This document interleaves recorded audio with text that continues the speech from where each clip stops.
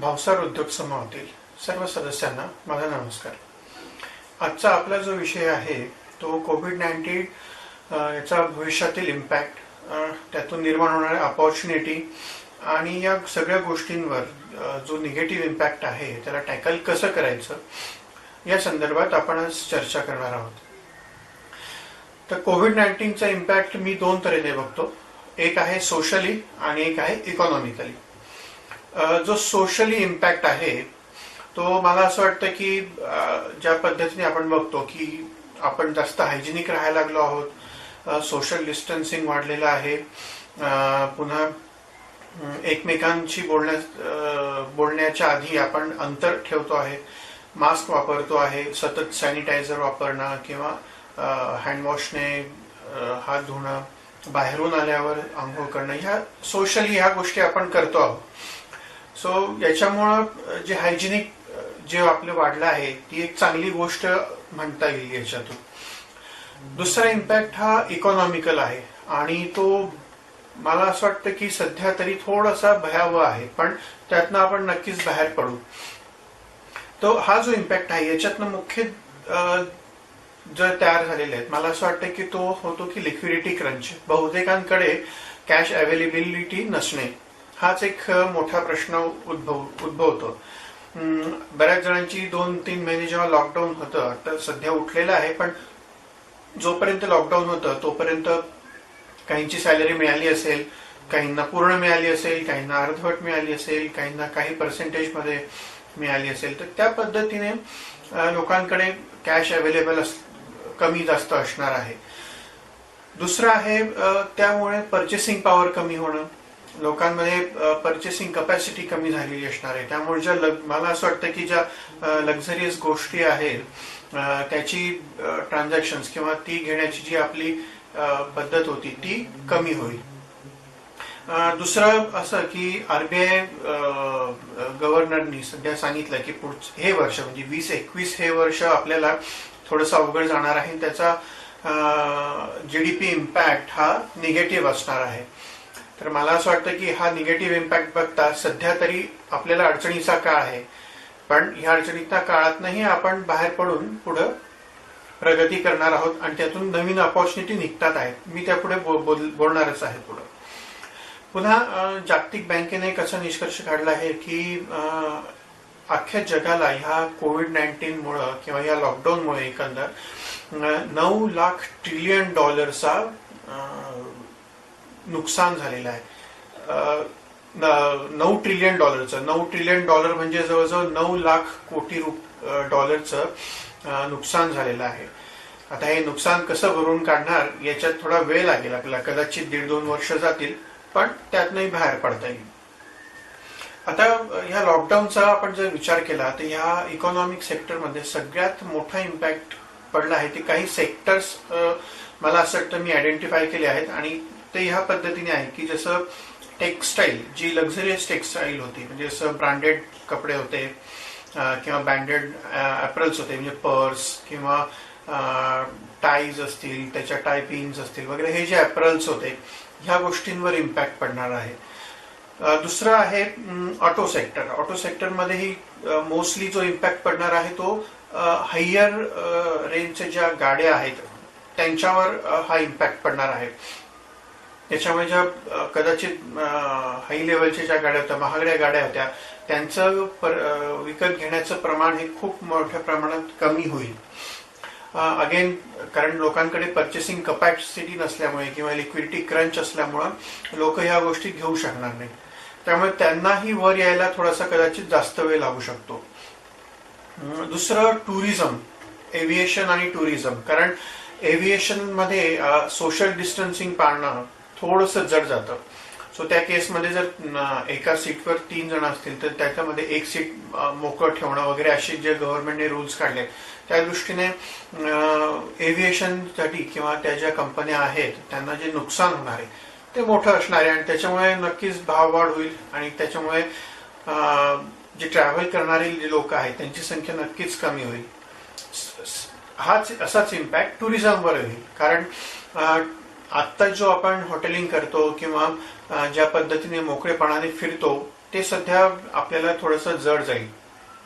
कारण लोकांच्या मनात जी भीती आहे ती भीती त्या भीतीतनं बाहेर यायला वेळ लागेल आणि त्यातनं जो टुरिझमवर परिणाम होणार आहे, लोक बाहेर फिरायला जाणं, हॉटेलिंग करणं हे खूप कमी करतील.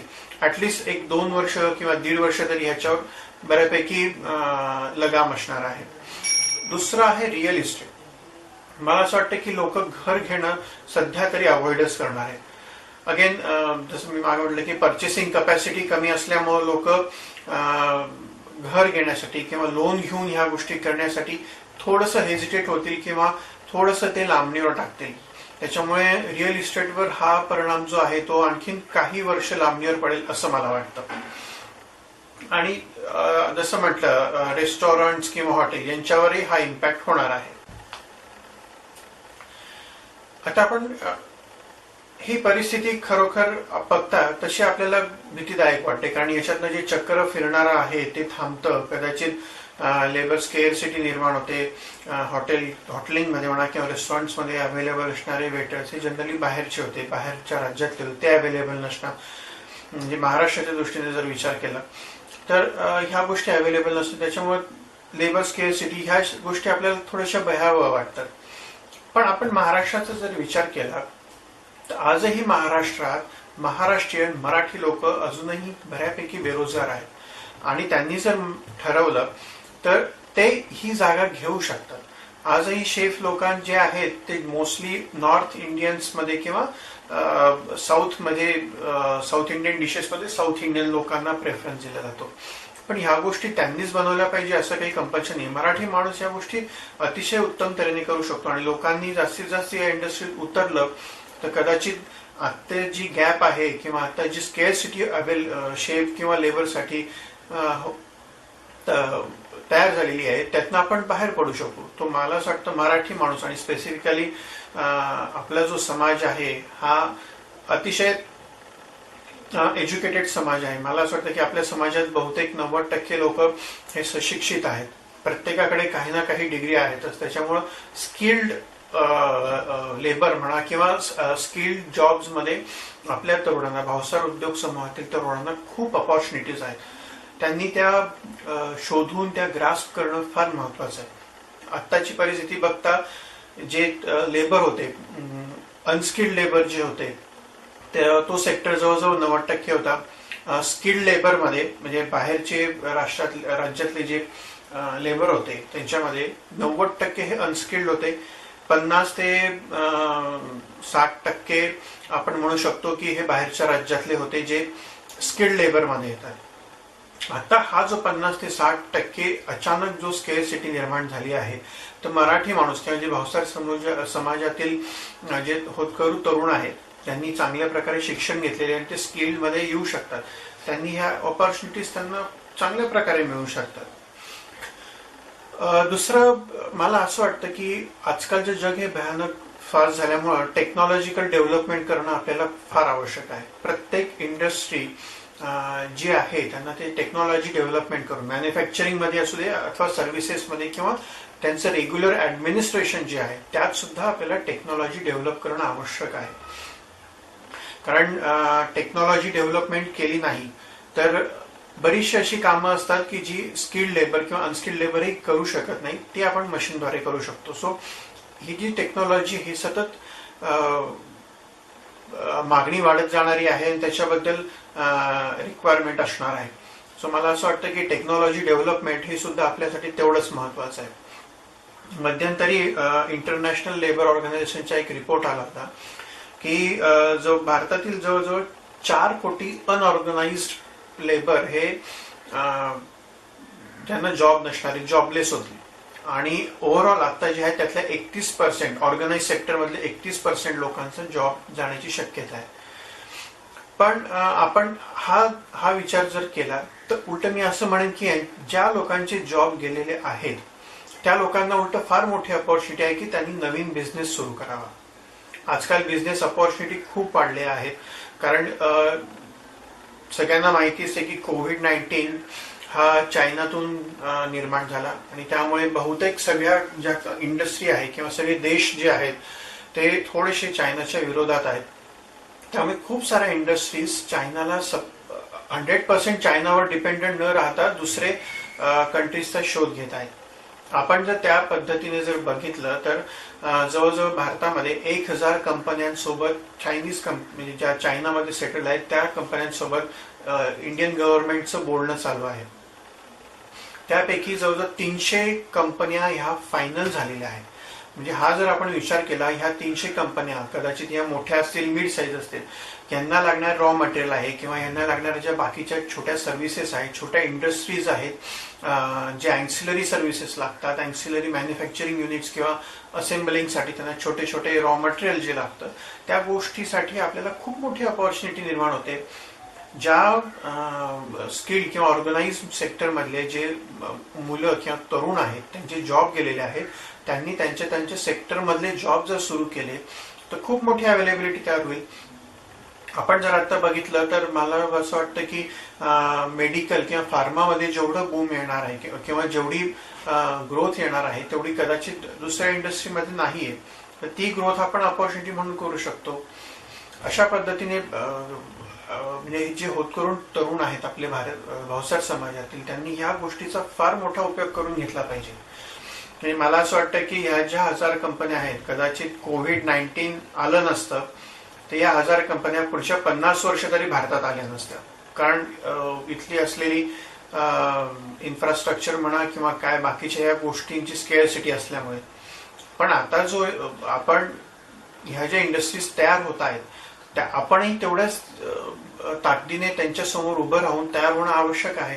म्हणजे आपण आता जवळजवळ आणखीन 50 वर्ष खूप पुढे गेलो आहोत असाच अर्थ होतो त्याचा. तर आपल्याला future opportunities and future challenges आहेत. कारण जेवढ्या इंडस्ट्रीज वाढतील तेवढे लेबर्स त्यांना आवश्यक लागणार आहे. कदाचित लेबर स्केअरसिटी तयार होऊ शकते जे आपण इथे भरून काढू. दुसरं म्हणजे आपल्या गव्हर्नमेंट पॉलिसीज ज्या आहेत त्या थोड्याशा कंबरसम आहेत.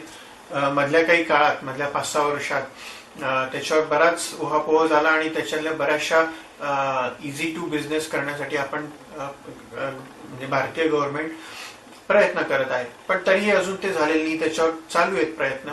आपण पुढे आशा धरू शकतो, पण नक्कीच ते होईल.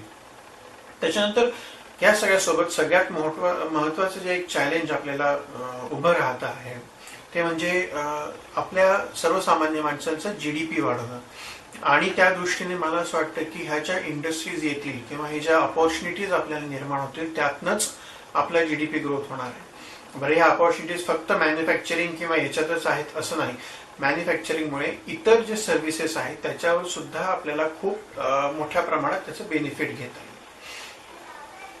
आता गव्हर्नमेंट ऑफ इंडियाने ह्या सगळ्या जो पॅन्डेमिक आहे त्याच्यासाठी काही आपल्याला स्कीम्स दिल्या आहेत किंवा त्याच्यावर काही उपाय शोधले आहेत की ज्याच्यामुळे लोकांना इकॉनॉमिकली स्टेबल होता येईल किंवा त्यांच्याकडे लिक्विड क्रंच आहे तो कमी होईल आणि पैसा हा त्या इकॉनॉमिक सायकल जी असतं त्याच्यामध्ये खेळता राहील. तर त्या दृष्टीने विचार केला तर गव्हर्नमेंट ऑफ इंडियाने आताच 20 लाख कोटीचं पॅकेज दिलं. त्याचे वेगवेगळे सेक्टर्स आहेत, वेगवेगळ्या पद्धतीने त्या स्कीम्स दिलेल्या आहेत. पण 20 लाख कोटीपैकी सगळ्यात मोठा जो पोर्शन जो दिलेला आहे तो MSME सेक्टरला दिलेला आहे. तर MSME सेक्टर म्हणजे बहुतेक सगळ्यांना माहितच आहे, medium small micro small medium enterprises. आता त्यासोबतच गव्हर्नमेंटने MSMEची डेफिनेशनही बदलली. याचा अर्थ MSMEचा स्कोपही खूप वाढला आहे. कारण पूर्वी असं होतं की ज्या मायक्रो कंपन्या होत्या ज्यांची 25 लाखापर्यंतच इन्व्हेस्टमेंट आहे त्यांनाच फक्त मायक्रो म्हणून संबोधलं जायचं. पण आता तसं नाही. ज्यांची इन्व्हेस्टमेंट 1 कोटीपर्यंत आहे आणि टर्नओव्हर त्यांचा 5 करोड पर्यंत आहे अशा कंपन्यांना मायक्रो समजलं जातं. म्हणजे हा जो आवाका वाढलेला आहे मायक्रो कंपन्यांसाठी किंवा स्मॉल्स कंपनी और रादर MSME ओव्हरऑल MSME साठी तो खूप मोठा वाढलेला आहे. कारण मीडियम रेंजमध्ये जवळजवळ ज्यांच्या टर्नओव्हर 100 कोटीपर्यंत आहे अशा कंपन्यांना मीडियम स्केलमध्ये घेतलेले आहे. ज्या पूर्वी लार्ज स्केलमध्ये जात होत्या त्या मीडियम स्केलमध्ये आल्यामुळे हा जो आवाका आहे हा प्रचंड मोठ्या प्रमाणात वाढलेला आहे. तो MSME सेक्टर वाढल्यामुळे MSME सेक्टरला मिळणारे बेनिफिटही मोठ्या लोकांना किंवा मोठ्या प्रमाणात मिळणार आहेत. आता या गव्हर्नमेंटने जी स्कीम काढली ज्याला हे म्हणतात emergency credit line guarantee scheme, ही जी स्कीम आहे जी गव्हर्नमेंट ऑफ इंडियाने काढली आहे त्यामध्ये गव्हर्नमेंट ऑफ इंडिया 3,00,000 कोटी रुपये हे MSME ला लोनच्या स्वरूपात देणार आहे. ही एक मला असं वाटतं की MSME साठी ही खूप मोठी अपॉर्च्युनिटी आहे आणि त्यांनी त्याचा फायदा करून घेऊन आत्ता जो लिक्विडिटी क्रंच तयार झालेला आहे त्याच्यावर मात करून आपलं प्रोडक्शन आणि आपली इंडस्ट्री वाढवावी. सो याच्यात जो ही जी स्कीम आहे त्याबद्दल मी थोडक्यात सांगतो. या स्कीम मध्ये ज्यांचं आउटस्टँडिंग म्हणजे लोन आधीचं जे रोल आहे, एक्झिस्टिंग लोन जे आहे ते 25 कोटी पर्यंत जर असेल, आउटस्टँडिंग असेल 29 फेब्रुवारी 2020 ला, त्या आणि ज्यांचा टर्नओव्हर 100 कोटी पर्यंत असेल अशा सर्वांना ही स्कीम ऍप्लिकेबल आहे. या स्कीम अंडर 9.25% आपल्याला इंटरेस्ट मिळणार आहे आणि 4 वर्षाचा हा टर्म असणार आहे आणि त्यामध्ये 1 वर्ष मोराटोरियम पिरियड, म्हणजे 1 वर्षभर आपल्याला कुठल्याही प्रकारचा इंटरेस्ट लागणार नाही आणि आपण रिपेमेंट आपलं जे सुरू होईल ते 4थ्या वर्षानंतर 1 वर्ष संपल्यानंतर सुरू होईल. सो ही डायरेक्ट आपल्याला बेनिफिट दिलेला आहे गव्हर्नमेंटने लोनच्या स्वरूपात. इतर जे इनडायरेक्ट बेनिफिट आहेत त्याच्यामध्ये जसं ITR फायलिंग जे आहे ते त्याची तारीख वाढवलेली आहे, त्याच्यामुळे लोकांना स्टेबल होऊन त्यांचे जे बुक्स आहेत किंवा अकाउंटिंग आहे ते फायनलाइज करायला वेळ मिळेल. दुसरं GSTची जी पेनल्टी आहे 5 कोटी पर्यंत लोक जे आहेत त्यांना पेनल्टी म्हणजे GSTची पूर्ण पेनल्टी माफ करण्यात आली आहे आणि जे 5 कोटी पर्यंत त्यांना इंटरेस्टही नाहीये आणि 5 कोटीच्या वर निम्मा इंटरेस्ट आहे. पूर्वी जो 18 होता तो आता 9% आहे. सो अशा पद्धतीने गव्हर्नमेंटने काही बेनिफिट दिले आहेत जे इनडायरेक्ट आहेत. त्याच्यानंतर EPF आपल्याला मिळणार आहे. EPF ज्यांची सॅलरी 15,000 आहे त्यांचा EPF हा गव्हर्नमेंट भरणार आहे इन्स्टेड ऑफ एम्प्लॉयर. सो ह्या ज्या बेनिफिट आहेत, एम्प्लॉयरकडे तेवढी कॅश शिल्लक राहील त्याच्यामुळे तो ती प्रोडक्शन कॅपिटलाइज करू शकतो किंवा कॅपिटल इन्व्हेस्टमेंट मध्ये वापरू शकतो, रॉ मटेरियल घेण्यात वापरू शकतो. अशा प्रकारे त्याची लिक्विड कॅश त्याच्याकडे अवेलेबल राहील. दुसरी गोष्ट, बँकांकडे लिक्विडिटी क्रंच होऊ नये म्हणून गव्हर्नमेंटने CRR म्हणजे कॅश रिझर्व्ह रेशो किंवा रिव्हर्स रेपो आहे किंवा रेपो रेट जे आहे ते कमी केलेले आहेत. जसं CRR जो आहे तो 3% केला, रिव्हर्स रेपो हा 4% केला, जो पूर्वी जास्त होते. सो या पद्धतीने रेपो रेट कमी केल्यामुळे बँकांकडे लिक्विड कॅश अवेलेबल राहील आणि ते इतर लोकांनाही त्याचा बेनिफिट देऊ शकतील. अशा पद्धतीने हे सगळं गव्हर्नमेंटने तयार केलेलं आहे. त्यात आणखी TDS मध्ये आपल्याला बेनिफिट दिले. TDS मध्ये 0.25% आपल्याला कमी TDS कापावायचा आहे. म्हणजे समजा एखादा कॉन्ट्रॅक्टर असेल त्याचा आपण 1% TDS कट करत असू तर तो आता 0.75% करायचा. सो TDS ला 25% बेनिफिट दिल्यामुळे सुद्धा म्हणजे मार्केटमध्ये जवळजवळ 50,000 कोटी कॅश अवेलेबल होणार आहे. म्हणजे लिक्विड कॅश लोकांकडे हातात येईल ज्या अन्वये ते चक्र सुरू राहील. आता मी मागे म्हटलं जसे अपॉर्च्युनिटीज आपल्याला मिळत आहेत आणि हे गव्हर्नमेंट मेजरमेंट करत आहेत, त्याच्या मेजर्स आपल्याला दिलेले आहेत, त्यासोबत आपली पण जबाबदारी वाढते. ज्या अन्वये आपण जो बिझनेस करतो तो जास्त ट्रान्सपरंट असावा, त्याच्यातनं सर्वांनाही फायदा व्हावा आणि मुख्य म्हणजे गव्हर्नमेंटलाही टॅक्सेस वेळेवर मिळावे, ज्यामुळे गव्हर्नमेंटही चालू राहील प्लस आपले जे इतर बिझनेस आहेत तेही चालू राहतील आणि गव्हर्नमेंटकडे पैसा आला तर गव्हर्नमेंट इन्फ्रास्ट्रक्चर किंवा इतर गोष्टींद्वारे डेव्हलपमेंट करू शकतो. सो मला असं वाटतं की ह्या सगळ्या गोष्टींचा जर आपण विचार केला तर आपल्याकडे खूप साऱ्या अपॉर्च्युनिटीज आहेत आणि खूप मोठ्या प्रमाणात आपण या गोष्टीचा फायदा घेऊन एकमेकांना साथ घेऊन आपण वर जाऊ शकतो. सो आजची ही चर्चा मला असं वाटतं की सगळ्यांनी मिळून जर आपण या गोष्टीचा विचार केला तर आपल्याला आपल्या समाजाला खूप मोठ्या अपॉर्च्युनिटीज या गोष्टींवर निर्माण मिळत आहेत. सो आपण ह्या गोष्टीचा विचार करून आपण पुढे जाऊ. मी कोर कमिटीचा अतिशय आभारी आहे, कारण त्यांनी मला ही अपॉर्च्युनिटी दिली की मी माझ्याकडचं असलेलं जे जुजबी ज्ञान आहे ते आपल्यापर्यंत पोहोचावं. आपल्या ग्रुपमध्ये काही मोठे मोठे मंडळी आहेत, जसं ढवळे साहेब आहेत किंवा फुटाणे साहेब आहेत, तर त्यांचं मार्गदर्शन जास्त लाभदायक आहे माझं सांगण्यापेक्षा. पण तरी त्यांनी मला कन्सिडर केलं, त्याबद्दल मी आपला आभारी आहे. मी अतिशय कोर कमिटीचे धन्यवाद मानतो आणि भावसार बंधू आपला समाज जो आहे तो वरचेवर उन्नती करो हीच अपेक्षा. जय हिंद, जय माता.